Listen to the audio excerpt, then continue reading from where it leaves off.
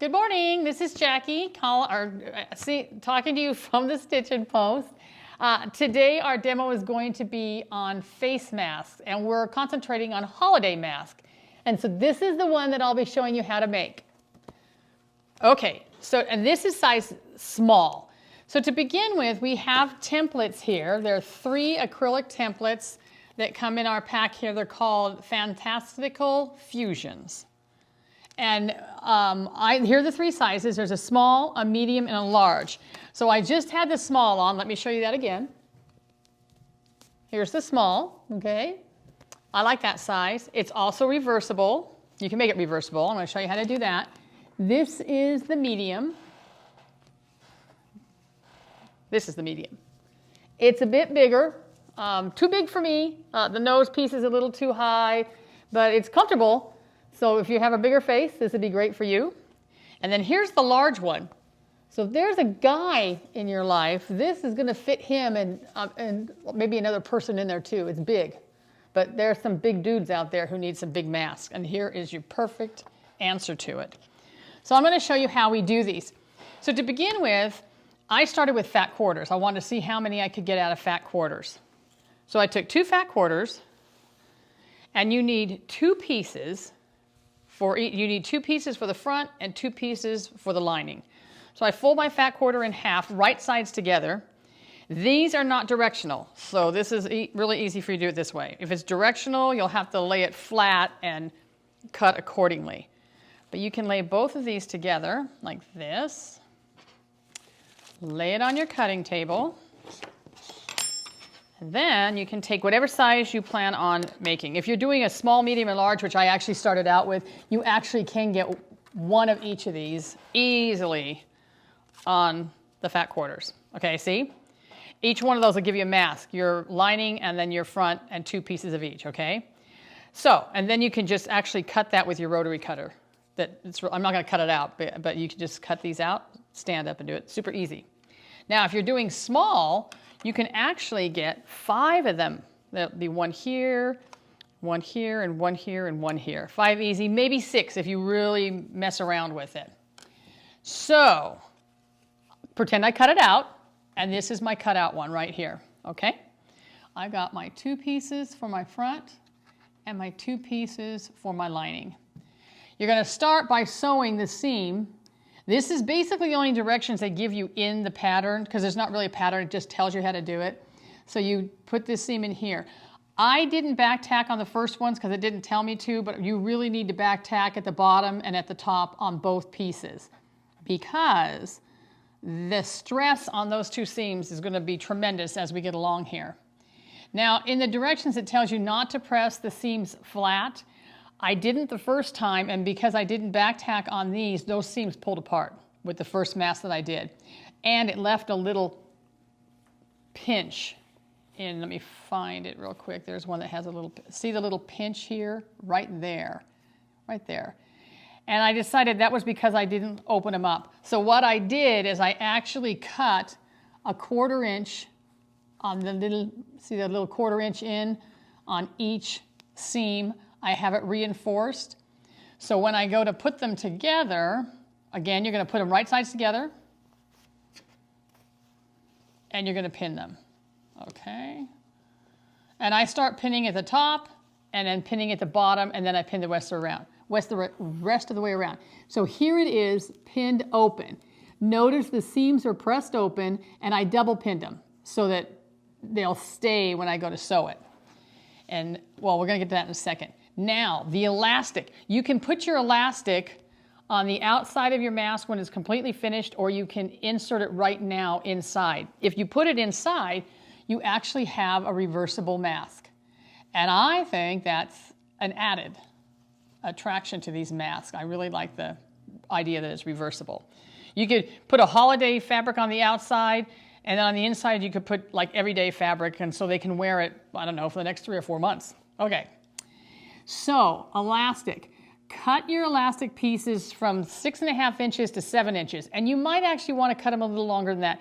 I cut the first one 6.5 inches for my small and my medium, and for the large, I cut it 7 inches. that seemed okay, but my head's not big enough to actually judge that. I recommend making one of each size and adjusting according to what's going to work for you. So I pin the whole thing first.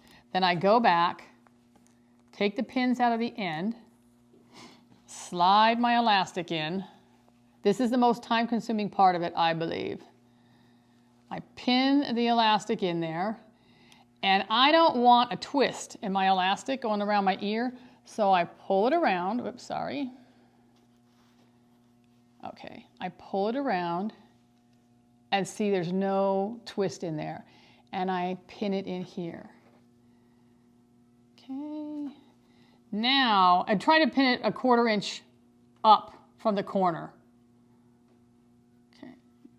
Then I tuck it inside the 2 pieces, and I repin. Takes a little time, but it's worth it, and totally worth it. Okay. So I do that to the other side also. Then this mask is ready to sew. Okay, so now we're going to sew it. Let's pretend I'm sewing. I have to leave an opening someplace, so I leave it on the side of the mask. Start, and again, back tack here, go around the whole entire mask, and when you get to the point to the top and bottom, where you have these double pinned, when you hit the seam, where the seam comes together right here, leave your needle down and then just pivot so you can keep going around. It'll come out nice and flat when you do that, all the way around. When you come back up, back tack, and you've left your little opening there, okay? So now we're going to turn it inside out. We're almost done. Okay. Flip this inside out. If you have a chopstick or a really cool tool that you can poke out the little corners, do that. Poke, poke, poke, poke, poke. See our elastic's caught in there, sandwiched really nicely in there. So we'll have a, okay, other side. And we're going to press it before we top stitch, because we're going to top stitch around it.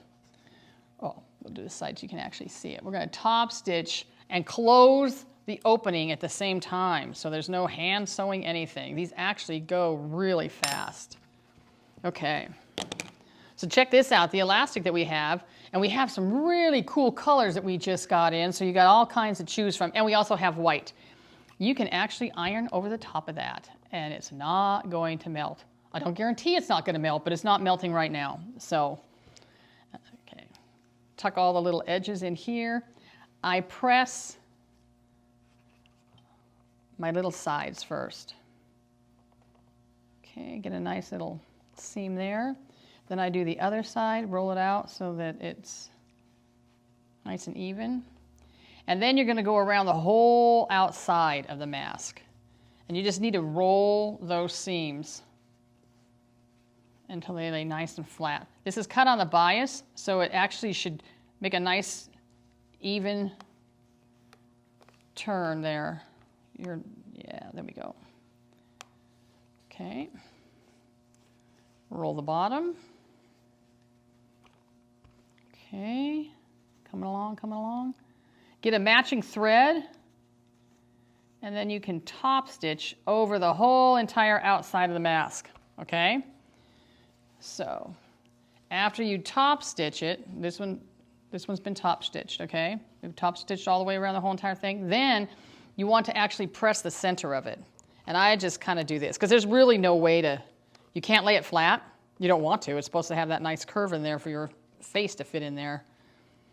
And I turn it over and do the other side also. And then your mask is finished. This isn't top stitched yet, but here we go. Now it's finished. And I have another little mask. Now, these would be so cool to give everybody for Christmas this year. And if you're into Hanukkah, do some blue and white ones. They would be very, very cool. At Kwanzaa, let's do fruit masks. I mean, you could come up with all kinds of masks for the holidays. So, happy giving. And thank you. Have a wonderful day.